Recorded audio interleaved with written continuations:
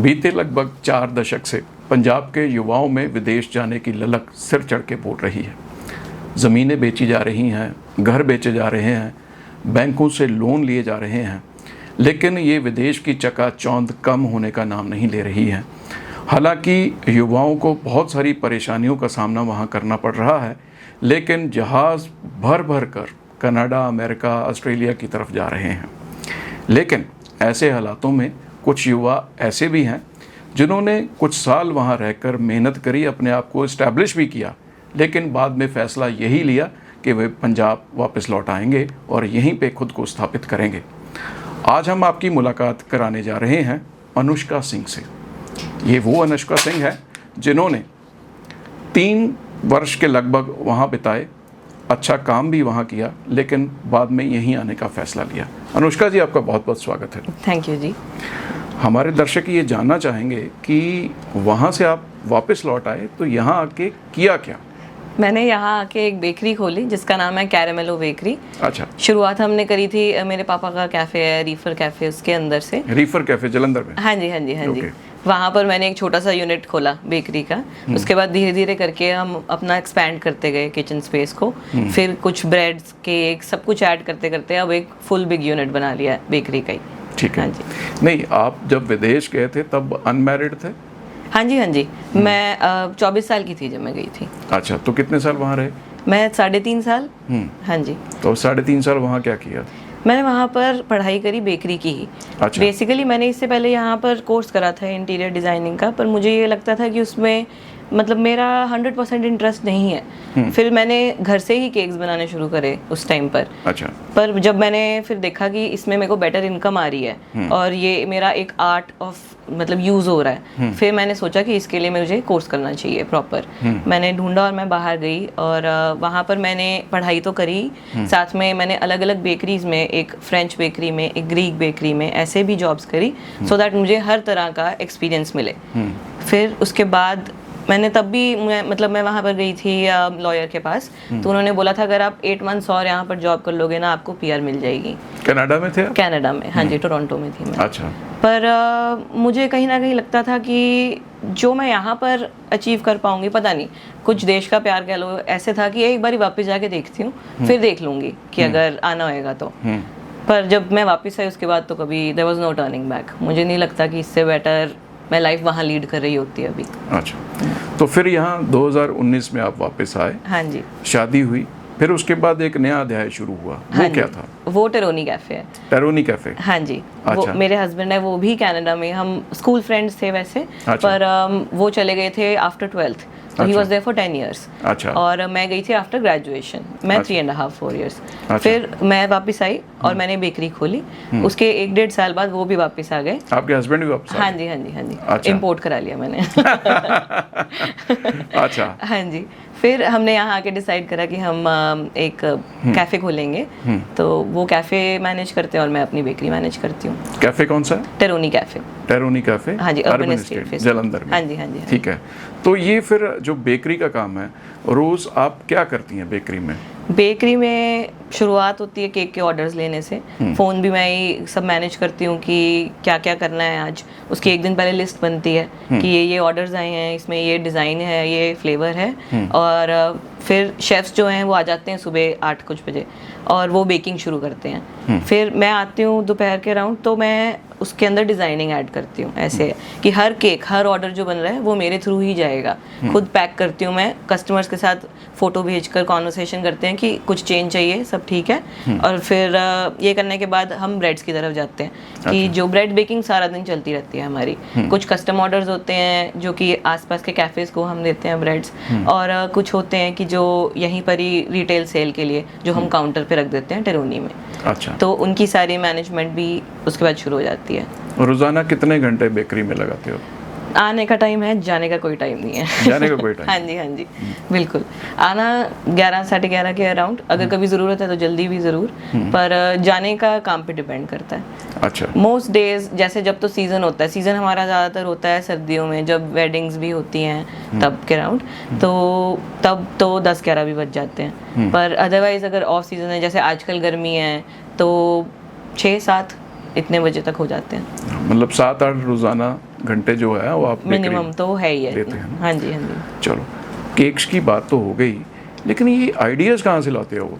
रोज़ नया एक हर बंदे का, मैं केक खरीदना चाहूँ, मैं किसी को अगर गिफ्ट भी करना चाहता हूँ तो मैं सोचता हूँ कुछ अलग सा केक होना चाहिए। बिल्कुल, आपकी तरह मैं बोलूँगी 80% लोग यही सोचते हैं कि हम जब भी किसी कुछ दे रहे हैं स्पेशल दें, और ये बहुत अच्छी बात है। इसीलिए मैं ये बिलीव करती हूँ कि सबसे पहली प्रायोरिटी तो उनकी है कि जो जिसने देना है, अगर उनके दिमाग में कुछ है तो वैसा ही बनना चाहिए, क्योंकि वो उनका गिफ्ट है, जो मतलब उनकी फीलिंग अटैच्ड है। हम तो प्रोफेशनल्स हैं, पर फिर अगर उनके पास कोई डिज़ाइन नहीं है, फिर हम देते हैं उनको आइडियाज़ देते हैं और ढूंढ कर देते हैं। और ऐसा है कि क्रिएटिव फील्ड में हमेशा सीखना पड़ता है। मेरे को नहीं पता कि मैंने कोई और पेज फॉलो भी करे होंगे, मेरा पिंटरेस्ट देख लो, इंस्टाग्राम देख लो, everything is cakes and breads. अच्छा, तो मैं जब भी फ़ोन खोलती हूँ मुझे केक ही दिखता है। तो it's always a learning process I think. कुछ कस्टमर्स भी बताते हैं, कुछ हम भी बताते हैं, ऐसे मिलजुल कर हम डिसाइड कर लेते हैं क्या बनाना है। आजकल जैसे डेज बहुत हैं, मदर्स हाँ डे, जी। फादर्स डे, अभी तो ब्रदर्स डे भी आ गया। हाँ हाँ हाँ, वो भी आ गया। तो उन दिनों में तो खूब रश रहता होगा। बिल्कुल बिल्कुल, मदर्स डे तो आप बोलो हमारी दिवाली है। अच्छा, हाँ जी, both ways cake and non veg cake. ज़्यादातर वेज की रिक्वायरमेंट है यहाँ पे। नॉन वेज चीज़ केक्स होते हैं या ऐसे, पर अदरवाइज जो क्रीम केक्स हैं हम वेज में ही रखते हैं सारे। वेज में रखते हैं हाँ जी, सारे। हाँ जी, ठीक क्योंकि है। वो सब खा लेते हैं, कोई पाबंदी नहीं है। जैसे आजकल बड़ा है कि डाइट करो आप, बेकरी प्रोडक्ट से दूर रहो आप, उसका असर भी आपके यहाँ दिखाई देता है? बिल्कुल बिल्कुल, तो हम हेल्दी ऑप्शंस निकाल रहे हैं, हमें रुकना नहीं है। अगर एक चीज़ नहीं तो हम दूसरी चीज़ निकाल लेंगे। तो अब हम healthy granola, gluten free breads, इस सब पे काम कर रहे हैं, और साथ में ग्लूटेन फ्री का काफ़ी डिमांड है इस टाइम पर। अच्छा। डिजर्ट्स में भी हम चॉकलेट केक बनाते हैं। ऐसे है कि देयर इज ऑलवेज मतलब new things coming, new things coming. तो वो लर्न करना भी बहुत ज़रूरी है, और हेल्दी भी बहुत। अभी पीछे हमने ग्रेनोला बोल्स बनाई, योगर्ट बोल और चिया सीड पुडिंग। ऐसे नवरात्रों में हम 6 दिन 7 दिन जब भी है, उसके लिए हम नवरात्रा स्पेशल डिजर्ट भी निकालते हैं। अच्छा, कि कोई भी दिन क्यों नहीं यूज़ करेंगे, मतलब जो कर सकते हैं, जो सारी कर सकते ऑप्शंस हैं। दे रहे हैं बिल्कुल आप। बिल्कुल, हाँ जी। केक्स के बाद आप बात करते हैं ब्रेड्स की।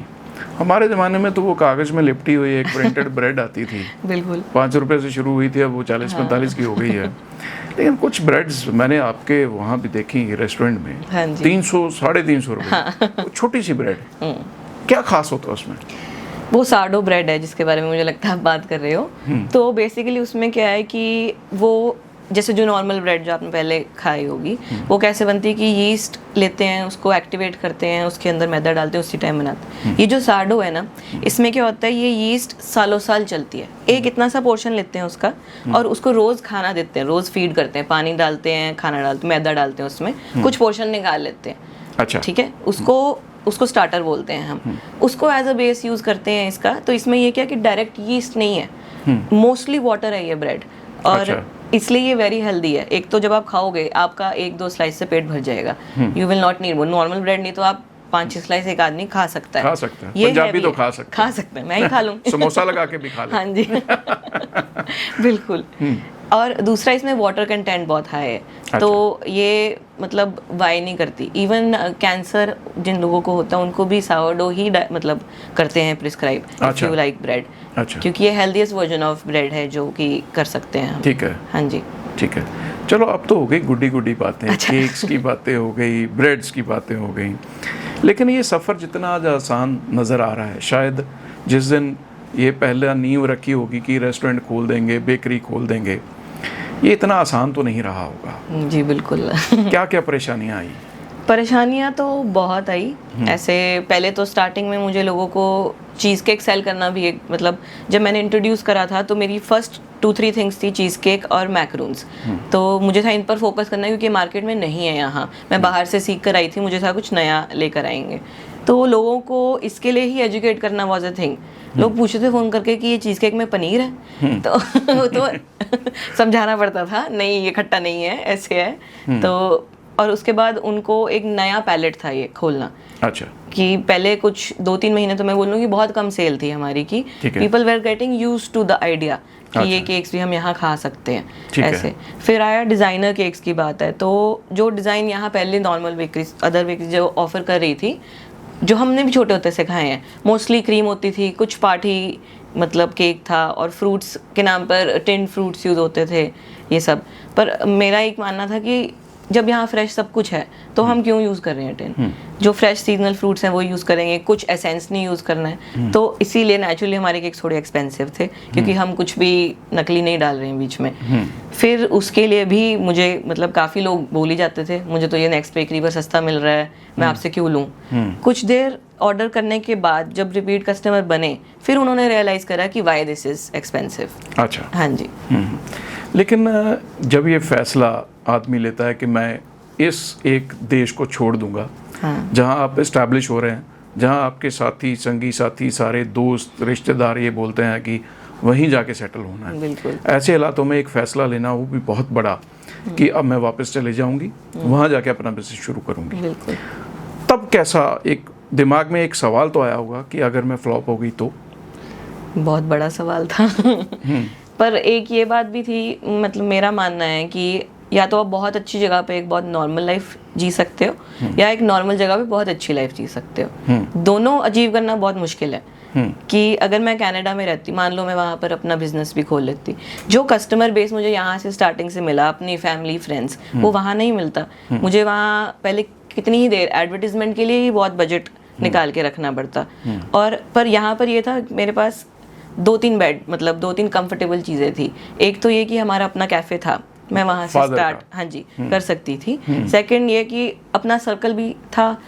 हमें वहाँ पर मुझे ये लगता है, आप जितने भी अमीर हो जाओ ना, आप इमिग्रेंट हो तो कुछ लेवल में फ़र्क है ही, वो हमेशा रहेगा। बिल्कुल, वो अनसेड सी चीज़ है कि आप वहाँ के बॉन्ड नहीं बन सकते। जो आपकी नेक्स्ट जनरेशन होगी ज़रूर, वो वहाँ के एक्सेप्टेड लोग होंगे, पर एज फर्स्ट जनरेशन जो इमिग्रेंट बने वहाँ, आप आउटसाइडर ही, मुझे लगता है कि मैं यही फील हाँ जी होता था कि मेरा वैसे इतना स्ट्रॉन्ग एक्सेंट नहीं था, या मतलब ये माइनर सी बात है कि मुझे पर्सनली ऐसा बिलीव कर मतलब होता था कि जो इंडिया में मेरा स्टेटस था ऑलरेडी, मैं उससे लोअर पे आ गई हूँ थोड़ा सा, चाहे मैं पैसे ज़्यादा कमा रही हूँ पर फिर भी।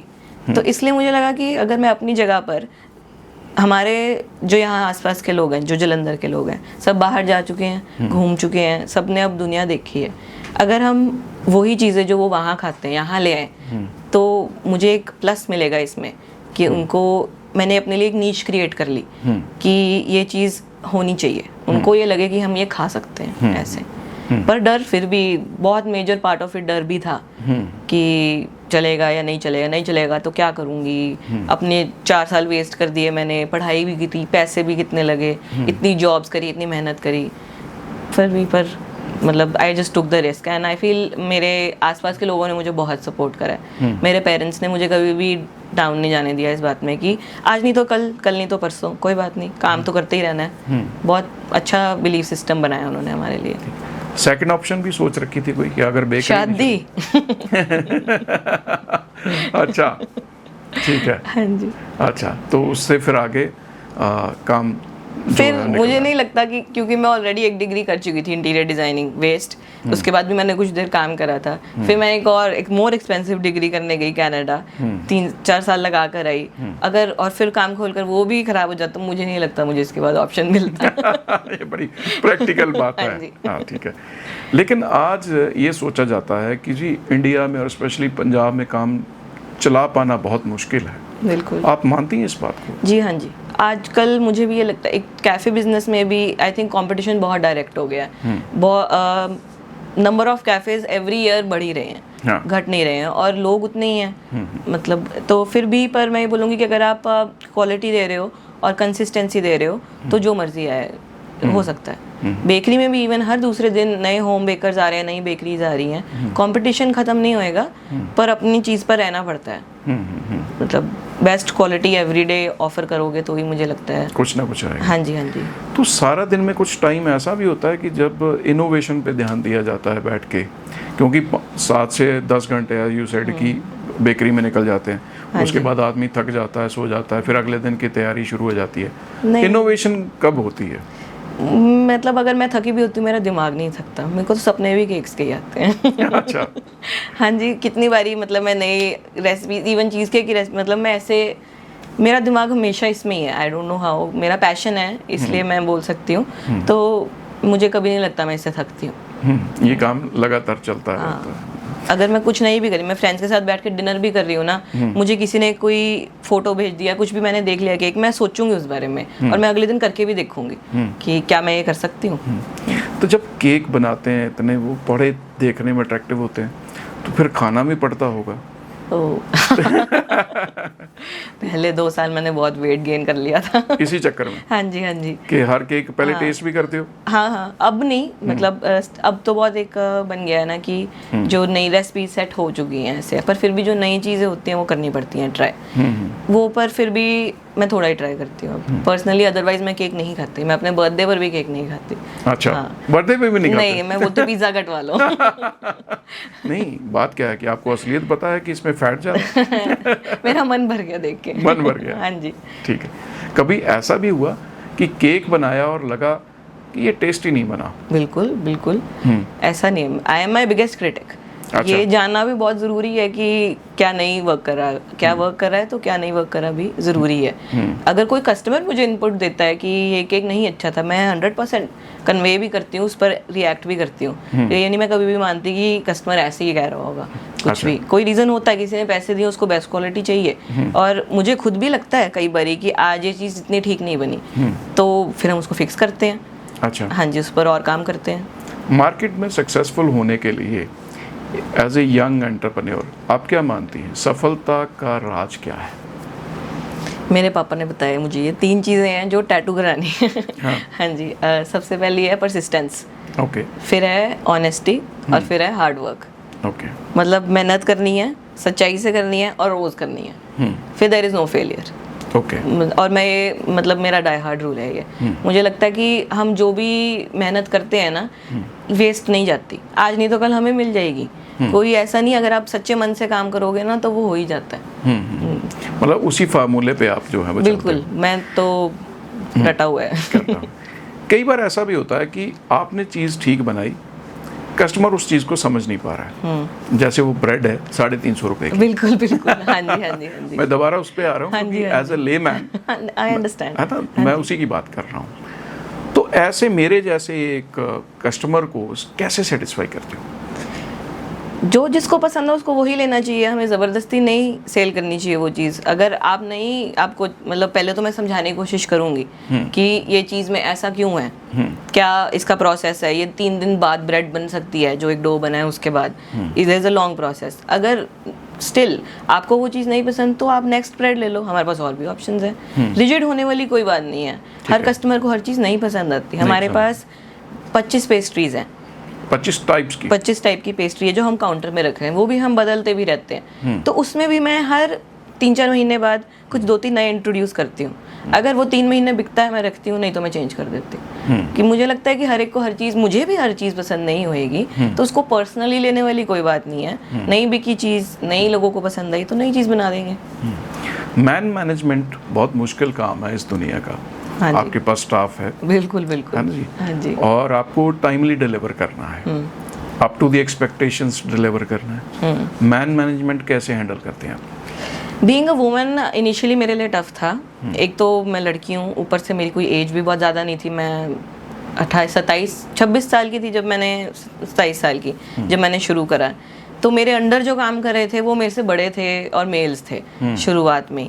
तो पहले तो मुझे लगता है एक थोड़ा सा था कि उनको बिलीव करने में मेरे पे there was a hard time, या मेरे से ऑर्डर्स लेना थोड़ा टफ था। फिर उसके बाद मैंने ये पाया कि अब मेरा जो भी साइज़ है, या मैं बदल तो सकती नहीं हूँ, तो मैंने उनसे बेटर उनको काम करके दिखाया कि खुद काम अच्छा बिल्कुल, हाँ जी, कि तुम ऐसा करोगे तो you will earn my respect, और फिर हम एक सेम लेवल पर आगे बढ़ेंगे। और ऐसे मुझे लगता है मैंने उनकी रिस्पेक्ट अर्न करी बाय शोइंग देम कि मैं भी कर सकती हूँ ये, मैं काबिल हूँ। हाँ जी। मैं अभी भी, मतलब पहले सालों में ऐसा भी होता था जब मैं लोगों को पहली बार मिलती थी और बताती थी कि मैं ओनर हूँ, नहीं मानते थे लोगों को, ऐसे लगता था कि कोई बड़ी लेडी होंगी या जिनसे बात हो रही थी।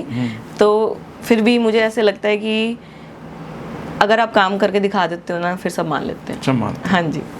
हाइज एंड लोज बिजनेस में चलते रहते हैं। हाईएस्ट केक आज तक कितने एक दिन में सेल किए? 140। 140। तब तो बहुत अच्छा लगता है। कई दिन ऐसे भी जाते हैं जब वेरी लो होता है, हाँ तो जी। उस दिन वो डिस्करेजिंग होता होगा। मेरा मानना है जिस दिन काम आ रहा है काम करो, जिस दिन नहीं आ रहा है काम क्यों नहीं आ रहा है इस पे मेहनत करो, फिर नहीं मतलब अट्रैक्ट करो कस्टमर्स। फिर slow days are for maintenance, जो सिस्टम में प्रॉब्लम्स हैं उनको फिगर आउट करना, क्यों चीज़ें कोई नहीं सेल हो रही उसको फिगर आउट करना, उसको एज अ प्रॉब्लम नहीं एज एन अपॉर्चुनिटी ट्रीट करना चाहिए कि अगर काम कम है तो क्यों है। सोशल मीडिया पे एडवर्टाइजमेंट का ज़माना है बहुत ज़्यादा, बिल्कुल, चाहे टेस्ट बात की बात है लेकिन नज़र अच्छा आना चाहिए। वो कह रहे हैं कि जो दिखता है वो बिकता है। सही। तो बहुत सारे कैफ़ेज़ हैं, ऑलमोस्ट सारे ही कैफ़े जो हैं, सारी बेकरीज जो हैं अपने आप को सोशल मीडिया पे प्रोजेक्ट कर रही हैं। हाँ जी, हाँ जी। प्रोफेशनल्स को हायर करती हैं, फोटोग्राफ्स खिंचाती हैं, अपने बारे में बताती हैं। तो इस जो एक इल्यूजन है उसमें कि जी सारे बहुत अच्छे लग रहे हैं, ऐसे में खुद को स्थापित करना और आगे बढ़ना ये कितना बड़ा चैलेंज है? सोशल मीडिया की इम्पोर्टेंस बहुत है इस टाइम पर। आप बिल्कुल सही कह रहे हो कि हर चीज़ दिखनी बहुत ज़रूरी है।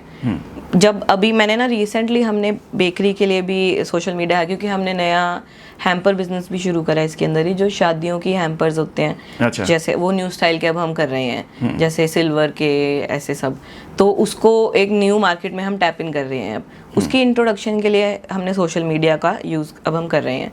पर इससे पहले 6 साल मैं रोज़ क्या करती थी, जो मैंने केक बनाया है ना उसकी फ़ोटो और वीडियो बस स्टोरी डाल दी। उससे पहले मैंने कभी स्पेंड नहीं करा है इस पर। मुझे लगता है कि लोग यही देखकर भी अगर दिख रहा है ना कि क्या अच्छा बन रहा है तो भी वो मैटर करता है। ज़रूरी नहीं है आपको मतलब हायर करने की भी ज़रूरत है। अगर आप काम अपना बस रोज़ दिखा दो, आज मैंने ये करा है, आज मैंने ये करा है, उससे भी लोगों को समझ आता है कि इनको काम आता है। और ऑल्सो सिर्फ दिखने की बात नहीं है, अगर लोगों की चीज़ घर गई है और फिर वो वापस आ रहे हैं ऑर्डर लेके, मतलब वो खुश हैं उससे, मतलब खुश है। हाँ जी, रिपीटेड बिजनेस मिल रहा है। अनुष्का, आपने कनाडा में भी काम किया, जैसे आप एज यू सेड कि मैंने अलग अलग बेकरीज में काम किया, वहाँ पे काम करने का और यहाँ पे काम करने का सबसे बड़ा डिफरेंस क्या है?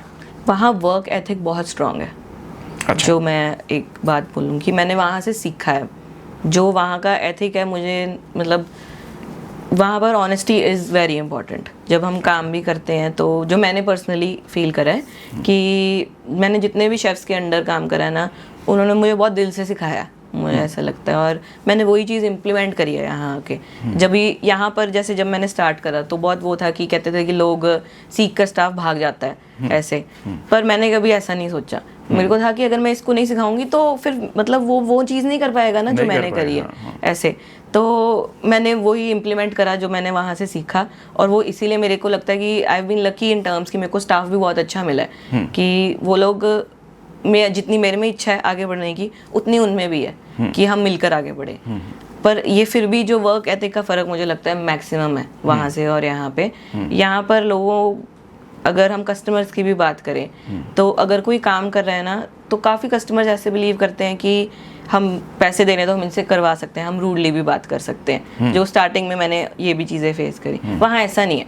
वहाँ अगर आप शेफ़ हो, बहुत रिस्पेक्टेबल हो, ऐसे था। यहाँ पे वो रिस्पेक्ट नहीं, फ़र्क थी, स्टार्टिंग में थी, अब नहीं। अब आई फील जब से नए कैफ़ेज़ भी खुल रहे हैं, ऐसे लोग खुद एंटर कर रहे हैं ये बिजनेसेस में, अब है रिस्पेक्ट। उस टाइम पर मैं बोलूँ 6 साल पहले बावर्ची माना जाता था शेफ़, इतना नहीं था कि उसको आप बोलो कि हाँ एक ये स्किल है। स्किल है। हाँ जी, हाँ जी, ऐसा नहीं था। अब एक्सेप्टेंस आ रही लोगों में। हाँ जी। आपने एक शब्द बोला ईमानदारी, वो ईमानदारी कैसे? मतलब आप कनाडा में कह रहे हैं कि ज़्यादा ईमानदारी आपने देखी वर्क एथिक्स में, और यहाँ पे नहीं। वो ईमानदारी कैसे फ़र्क है? जैसे रिस्पॉन्सिबली काम करना, अगर हम किसी को रिस्पॉन्सिबिलिटी देते हैं तो वो भी उतनी ही इच्छा से काम फिनिश करे जितने से आपने दी है। ऐसे नहीं कि just some people just look busy, काम कर नहीं रहे होते हैं, बस दिख रहे होते हैं कि हमने बहुत काम कर लिया, बहुत थक गए ऐसे, पर उससे कुछ अचीव नहीं होता है। वहाँ मुझे ये चीज़ कम दिखी थी कि अच्छा। हाँ जी, हाँ जी, अगर कोई भी जॉब कर रहा था ना वहाँ पर तो वो 100% दे रहा था अपना। अच्छा। जैसे यहाँ पर लेबर एक्स्ट्रा भी है, इजीली अवेलेबल है और चीपर भी है, तो वहाँ पर वो उस जॉब के लिए 1 पर्सन रखते हैं जहाँ यहाँ पर 3 रख सकते हैं। Okay. इतना इस चीज़ में ये फ़र्क है ना कि labour is more available over here. हाँ जी, तो इसलिए मेरे को लगता है उनके सिर पर भी ज़्यादा होती है। अच्छा, अगर हम बात करें कि आज तक का सबसे महंगा केक कितने का बनाया? सबसे महंगा केक 30,000 का बनाया है। 30,000? हाँ जी, हाँ जी। कितने केजी का था? वो कुछ 28 किलो का केक था। अच्छा। और उसमें एक ये भी था कि वो हमें जाकर वहाँ पर 5 टियर असेंबल करना था और ऑन द स्पॉट पाइपिंग करनी थी। तो अच्छा। मेरे शेफ और मैं, हम 3 लोग की टीम गई थी। सारे केक्स हम अलग अलग ले गए, क्योंकि 5 टियर आप जोड़कर नहीं लेकर जा सकते। हाँ। तो एक वेडिंग इवेंट ही था। हम वहाँ जाकर सब शेफ कोड डालकर प्रॉपर ऐसे, और हमें मतलब 45 मिनट्स लगे होंगे वहाँ पर खड़े होकर हमने पाइपिंग करी पूरी। उसके लिए कुछ कॉन्फिडेंस भी चाहिए था कि ऐसे हाँ, इतने बाहर लोग जाके। देख रहे हैं। पहले मुझे लगा कि कोई इतना नहीं इंटरेस्ट लेगा, पर लोगों ने खड़े रहकर देखा और अप्रिशिएट भी करा। तो हमें भी बहुत अच्छा लगा कि people want to see art. और वो इतना ह्यूज केक था। मुझे लगता है कि वो, I would like to do such more cakes. आज तक का सबसे डिफिकल्ट ऑर्डर क्या था? डिफिकल्ट ऑर्डर, एक बारी हमें एक कैप्टन साहब थे, उनके लिए केक बनाना था। वो भी 4-5 टियर ही था, 5 टियर था आई गेस। तो उस पर क्या था कि एडिबल प्रिंट होता है ना, जैसे शुगर शीट पर हम प्रिंट करते हैं, डॉलर के नोट्स करने थे और रोल कर करके ऐसे पूरे केक के राउंड लगाने थे सारे टियर्स के ऊपर। अच्छा। मान लो हमने 500 नोट प्रिंट करके, कटिंग करके, रोल करके वो ऐसे सारे केक पर चिपकाया था। 1.5 दिन लग गया हमें टोटल वो केक बनाने हाँ में? जी, हाँ जी। तो उतनी देर में वो केक की क्वालिटी को भी नहीं मेंटेन वो फ्रिज में रखते थे, हम रोल करते रहे सारा दिन ऐसे। ठीक है। आज तक का कोई ऐसा केक जिसके बनाने की तमन्ना हो लेकिन अभी तक बनाया नहीं हो? बनाने की तमन्ना, मैं तो बहुत बड़े बड़े केक बनाना चाहती हूँ। मतलब मुझे लगता है कि 6 टियर 7 टियर की, I would like to tap that also. हाँ जी, करेंगे, कोई बात नहीं, आएगा होपफुली कभी ना कभी टाइम। ठीक है। हाँ जी। ऐसा है कि ये केक खाने का मन तो सभी का होता है, लेकिन ये privileged people they only get. कुछ Right. हमारे समाज में कुछ ऐसा वर्ग ऐसा भी है जो उस चीज़ को अफोर्ड नहीं कर पाता है। कभी सोचा ऐसे कि कुछ बच्चे ऐसे जिनके लिए कुछ सस्ते में बनाया जाए कुछ? जैसे अभी रिसेंटली हमसे एक किसी ने मतलब बनवाया, उन्होंने चैरिटी करने के लिए बनवाया था। एक सेट था, बॉक्स है, उसके अंदर एक सैंडविच, एक हमारा ट्रस लेचेस केक होता है, एक वो, एक फ्रूट बॉक्स और एक जूस। ये सेट हमने फुल केटर करके दिए उनको, 50 पीसेस, जो उन्होंने आगे डिस्ट्रीब्यूट करने थे। तो उसके लिए हम क्या करते हैं, हम रेंज वेरी मिनिमल रखते हैं, because it's for charity. Okay. उसके अकॉर्डिंग की हम भी जो भी हमारा भी इनपुट दे सकते हैं। उसमें सामान सब वही होएगा जो सब खा रहे हैं, हम खा रहे हैं, आप खा रहे हो, और वो बेस्ट क्वालिटी जो हम बच्चों को भी पहुंचाना चाहेंगे। हाँ जी, हाँ जी, दे सकते हो। तो ऐसे आप डेली जो अपनी सेल है उसमें भी ऐसे आप डिस्प्ले करते हो? ऐसे नहीं, ऐसे नहीं, ऑन ऑर्डर ही बनाते हैं। ऑन ऑर्डर ही हाँ बनाते जी। हैं। बाकी अपनी तरफ से चैरिटी जैसे जो एट होम, आई थिंक जो कर सकते हैं, जो हमारे वो कर आसपास सकते हैं। हाँ जी। ठीक है। What next? What next is hampers. Hampers. हाँ जी। अब जो अभी वो केक का चल रहा है, ठीक है, स्मूथ हो गया है, ब्रेड का स्मूथ हो गया है। अब ये नया है कि हम वेडिंग में मार्केट में आना चाहते हैं।